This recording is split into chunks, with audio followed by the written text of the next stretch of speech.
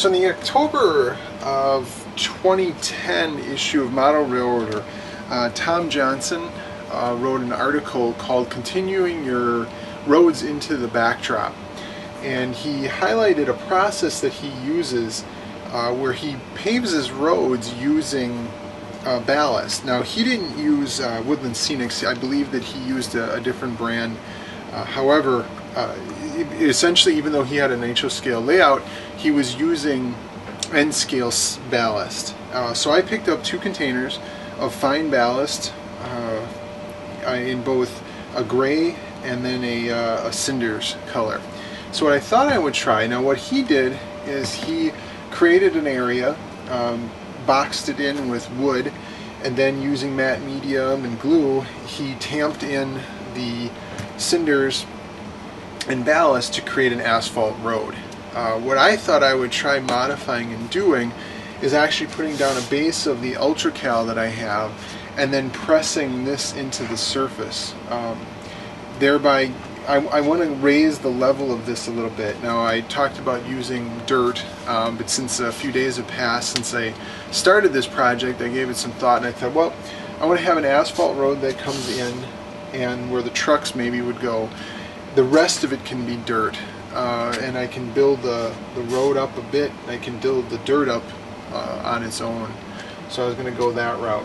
Again, we're going to try this live on camera, see what happens. If it's a disaster, I can always pry it up and get rid of it and try again. So let's see what happens. So first thing I want to do is I decided I think I'm going to have my guard shack here, and we'll have the fences kind of run in through this area. And I'm going to place these after I've got the scenery in, since, well, for no other reason than that's what I want to do. So these will go in this area here. Again, I think I'm going to use, if it shows up in camera now, I'm going to use this hillside to create the back of this fence line, I think.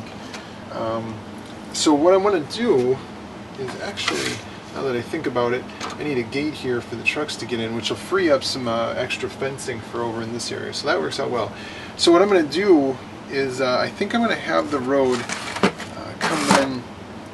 We'll just assume that it kind of comes in this way. Comes past the guard tower and then into this area here.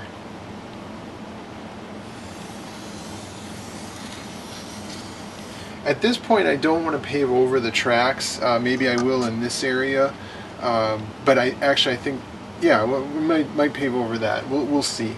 I'm always leery to pave over the tracks, and then you got to come back and dig it all out. But again, if it doesn't turn out, I can always pry the track up, pop the stuff out, and redo it. So I think we'll kind of get the asphalt back into this area here. We'll have this structure sitting off in the distance, and then the rest of this can all be dirt. So I got this outlined, mix up some hydrocal and go to work. Okay, so I've got my hydrocal mixing here, and I made it a little bit soupier than I normally would, mainly because I wanted to give it some time, hopefully to extend this drying time.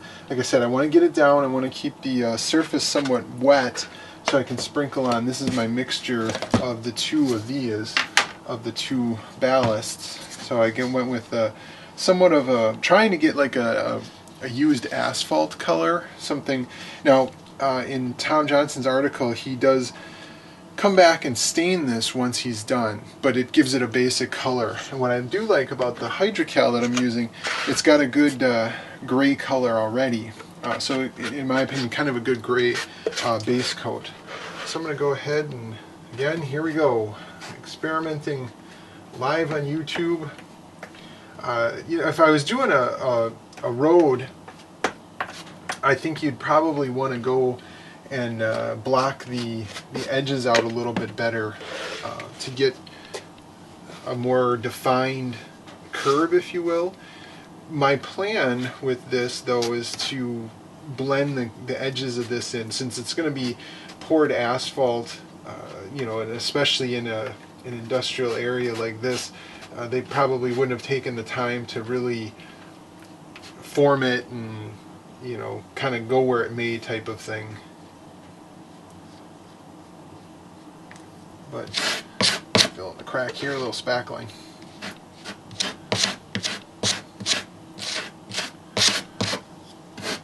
Alright, moment of truth, going over the track. This is never my favorite part.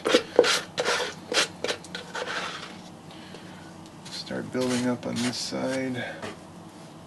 Now I figure I'll have a transition on the other side here into an actual roadway, maybe have the road sweep around here.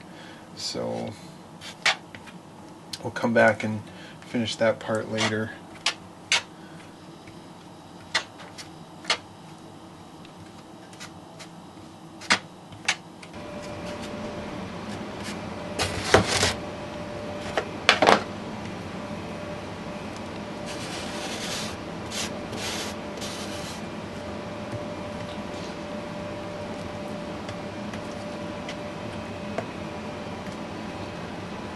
Okay, I don't want to let this get too dry, so let's try applying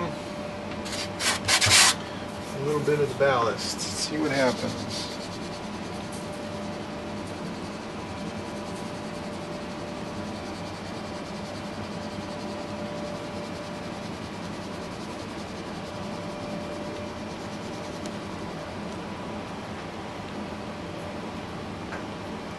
Now the good news is that I can also come back after everything is dried and with a little matte medium and bond it.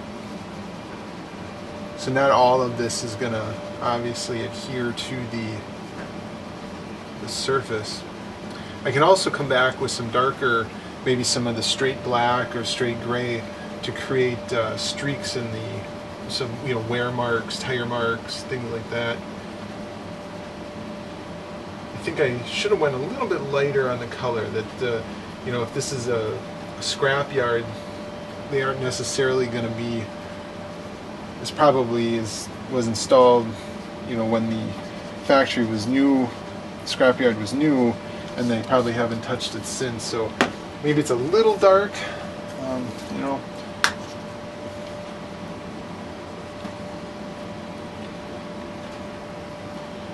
Lighten that up just a little bit.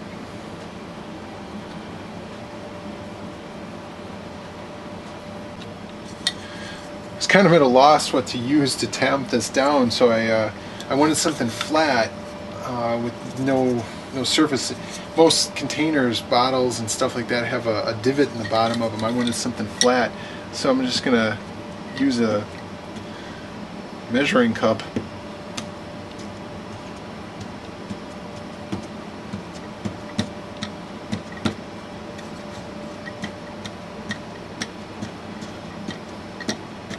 I gotta be honest, I'm kind of liking this method of just kind of putting this, leveling this. I may try this the next time I do a concrete parking lot.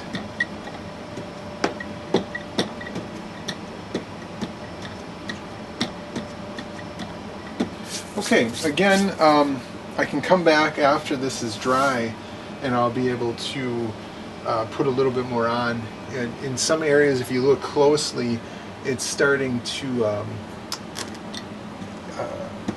ball up a little bit. Like there's some dry granules on the top that aren't being adhered to the wet plaster.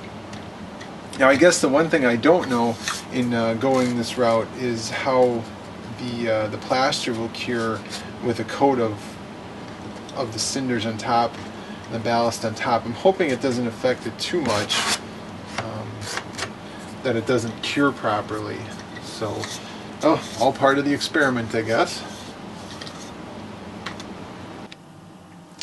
One of the things I like to do after I mix plaster is, if I have any left over, I'll just spray the rock molds that I have, throw it in there.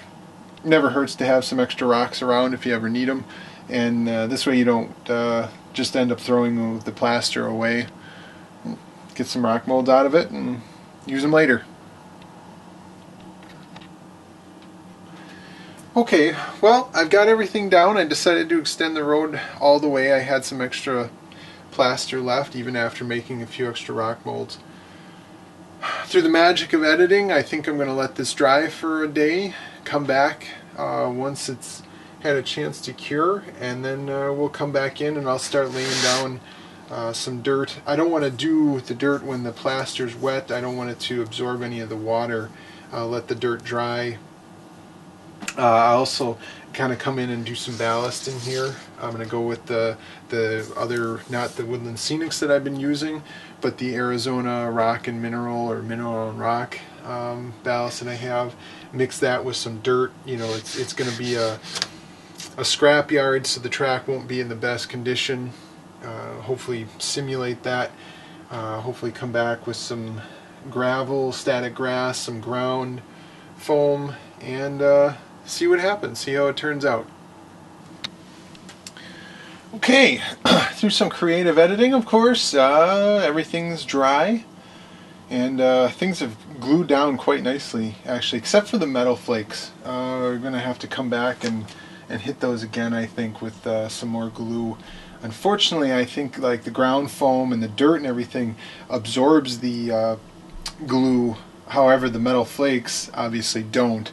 So I think that the glue has to settle and create a surface bond instead of digging in like it does with the dirt and the ground foam. But we'll figure something out and get it to adhere. So next step, now that the glue is dried on the asphalt, I'm coming back with my washes. So these are the same washes that I made up for the rocks that I've done in the past. Same, just basic acrylic paints from the hobby or Michaels, and mixing them up.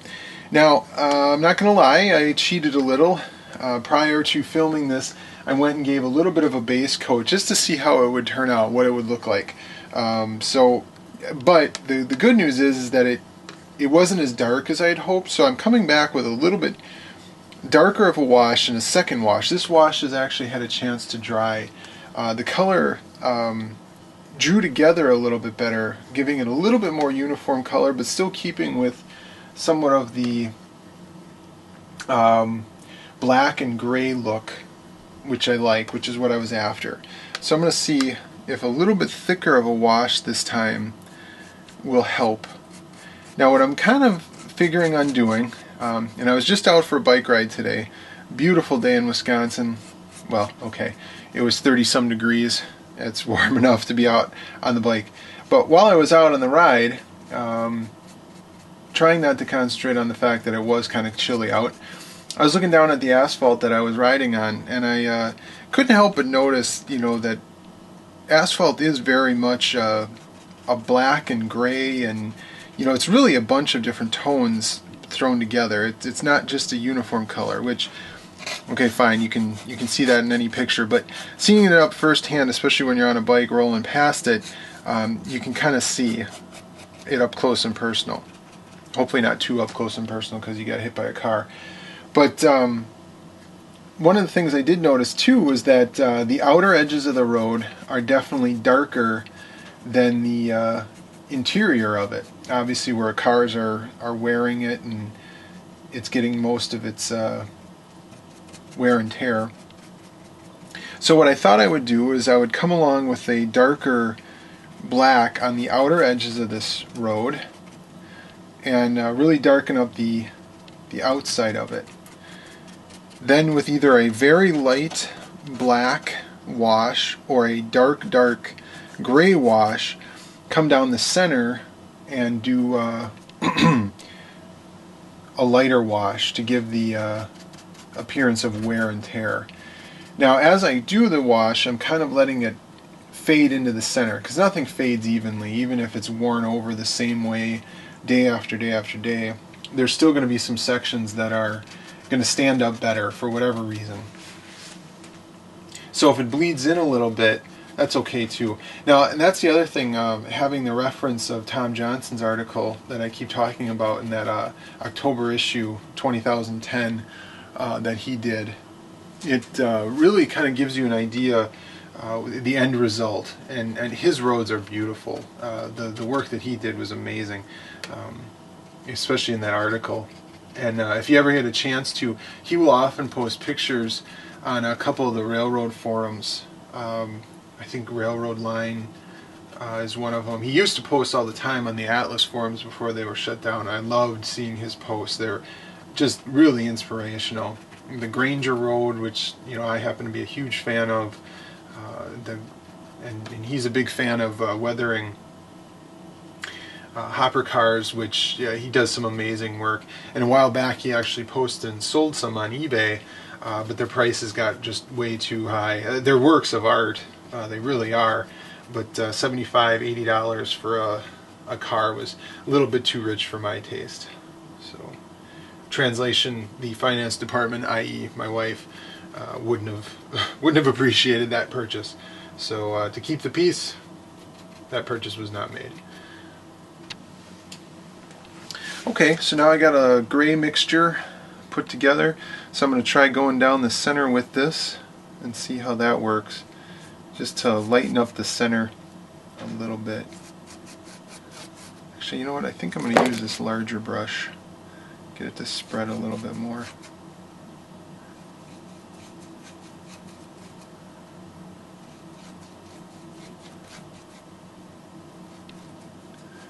Now what this is doing, if nothing else, is it's really drawing together the two colors and kind of hiding the fact that I had a mixture, which is good and bad, I guess. Part of me wanted to have that mixed color in there because asphalt is somewhat of a mixture of white and gray and black.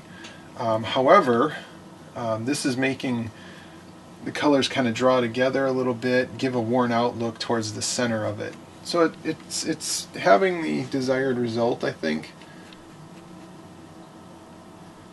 And some of it too, like doing the rock washes, I think this is going to be an effect that it's going to need to dry to really get the overall feel, which is a little bit of a pain. You want to see what you're doing, see the end result right away.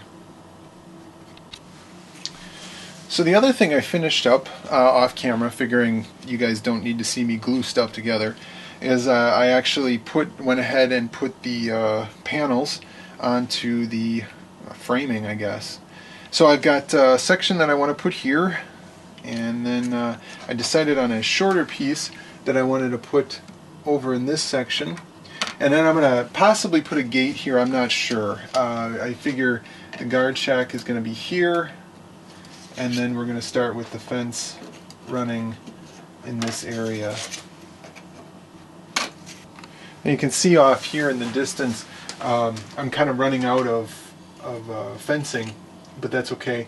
Like I said before, I'm going to use the hill here that I've got to finish that off, and we're going to obviously pretend that the industry continues on beyond the layout a little bit. So simple approach here. I want to get an idea of where I want these, but I'm not going to put them in just yet. I'm going to come back and glue them in later. But I've just got a old screwdriver that I've got laying around, so I'm just going to get an idea of where I want them, and just poke holes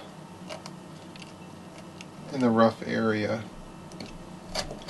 And I figure once I've got I do want to come back with the static grass and more grass in this area here, so I can glue these in place once I do that. Alright, using the 050 switcher here, looks like we got plenty of clearance in there. And as you can see, the nice thing is that he rolls nice and smooth along here, so I don't have any granules in the gauge, and that's the fun. And the other thing I didn't really check the last time was to make sure that the location of the conveyor does actually fit, and he fits right up against the bumper, the little pile of gravel that I created there. So you can see it easily if I just kind of gauge it. At least two cars will fit within the in the yard itself. So that's I think that'll look nice, actually. Kind of pleased with how this is turning out. So I think the next step will be to go into this area, put in some ground foam and maybe some static grass throughout. Just I figure I'm going to put static grass here and there just to kind of give it a patchy feel, and then maybe put some more matte medium on these scrap piles to try and adhere this down a little bit. So I'm going to do that and we'll come back. Well, back to the old trusty method of using paper towels. So we'll start in this corner here.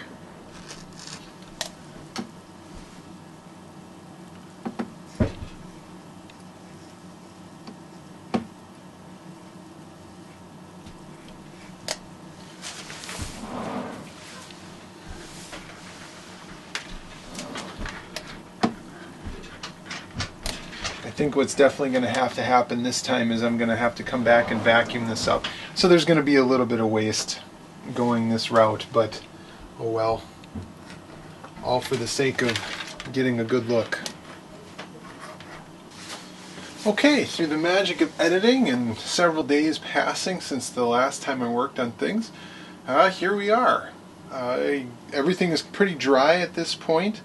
I still need to come back and put more glue on the piles of scrap. Unfortunately, that really is kind of giving me a little bit of a pain here. It's not adhering as well as I had hoped, but it's still staying in place for the most part. So overall, I guess I'm pretty happy with how things turned out. It kind of looks like asphalt, which was what I was going for. The static grass, I came through and vacuumed up the material I didn't want.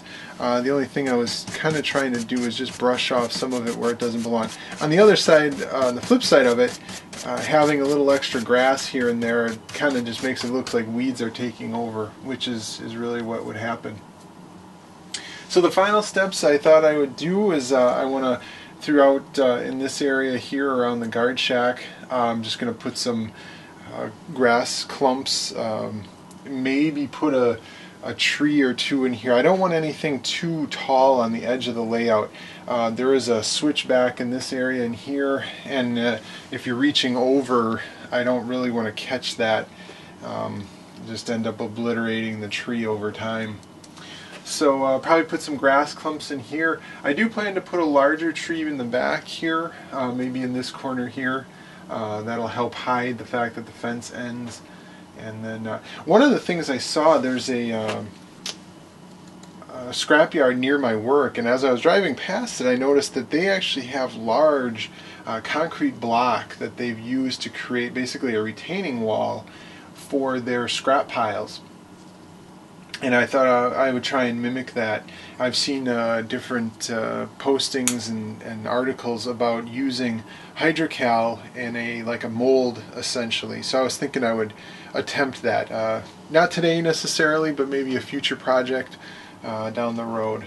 So, okay, I think I'm going to put in some grass clumps and some bushes and maybe some few final scenery details and finish this thing up.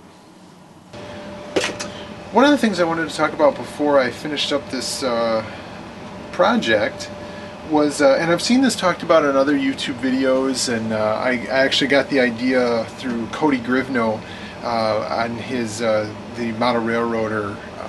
They do their weekly Cody's Office, and this was one of the tips that he had several years ago. I don't know if I'll be able to find the exact link to it, but I'll give him credit where credit is due.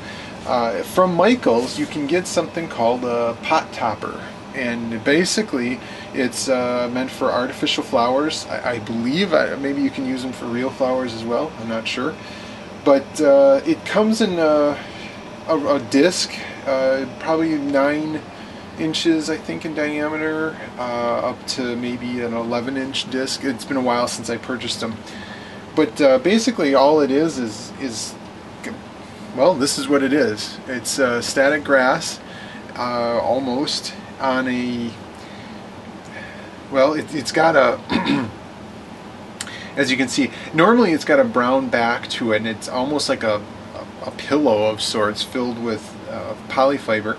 And then you separate the bottom from it because it's just this darker brown color, and it's not, it appears to be maybe sawdust, maybe it's polyfiber, and once the glue is applied to adhere the static grass, it turns harder, but it's brown. It kind of looks like dirt, so you could get away with leaving it. However, you will want to cut it off, get the polyfiber out of there, because otherwise it's going to be pretty bulky. However, if you take a look at it, if you cut out sections of it and then blend the edges in, you've got nice static grass clumps.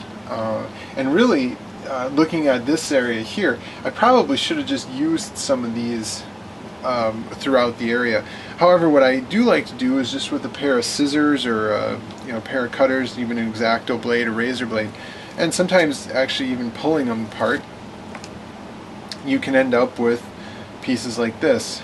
And with a little bit of Elmer's wood glue, you can apply it pretty much wherever you want it. So I don't know if this is going to be on camera or not, but you can just basically apply it wherever you want it, glue it in place. And you've got some longer grass. Like I said, you'll want to blend it in the edges maybe a little bit, and before you apply it. And you can also apply it and then pick away, but you can see there's quite a bit of polyfiber stuck on this one yet. I didn't clean this one up as well. You want to hide that. But then as other users have noted, you can come back and dry brush some other colors onto the top of this, and gives it a little bit more realistic look. So I usually just like to work them in there, and then once you've got the glue down, you can just press them in. You can also sprinkle on some different color ground foam, give it a little bit of a color, a little bit of a texture as well. So as you can see, it tears off quite nicely, and you end up with strips like this. And it's got a nice texture and profile to it, so you can easily stick it down, and it kind of blends in quite nicely, gives it a little bit more texture. And of course, the beauty of these, they're pretty inexpensive. I don't remember exactly how much I paid, but I know that it's much cheaper than going and buying the Silfor and things like that. So especially if you just want to do a small area, or you want to play around with stuff like this stuff is great for that. I use it all over the place, and maybe not super ultra realistic, but it gets the job done. Alright, well, here is the finished product. Came in, put in some of the pot toppers. You can see there, mixed in with just some clump foliage. Gave him a little base of limestone colored gravel. Some more pot toppers in the area. And put a few trees up in this area here. A little bit of scrap on the conveyor itself as well. As you can see, the hopper fits under nicely. The boom is almost on top of the car. This is one of the taller hoppers that I have, so it's indicative of how it'll look with other cars in here. And of course the other scrap piles, some more of the pot toppers. Close up of the road coming around. I don't know. I personally like how it turned out. I think the fencing could use a little bit of weathering. I think it might look a little too fresh, so I'll probably come back at some point and do that. But overall, I like the result. So now I've got an industry to switch instead of just a empty siding. Well, thanks everyone for watching through the two-part video on the scrapyard. Hopefully it was worth your time and watching it. I know these videos get a little bit longer. I'd like to go into as much detail as I can. I always appreciate when other people do that on theirs. Sometimes you just say what you're going to do and then you show the end result. And I know I did a little bit of that. I try to show as much as I can, and so that way you see the technique that I'm using. And again, I've gotten quite a few comments, and especially on the backdrops, and those are really helpful. I'm looking forward to doing some additional backdrops. I've got a lot of area to do once I get some more masonite to put up for that. And so always appreciate the comments. Of course, I appreciate the subscribers. The more subscribers I get, the more worthwhile I know these videos are, and I know that there's people watching them, so I appreciate that. So thanks again, and we'll see you in the next video.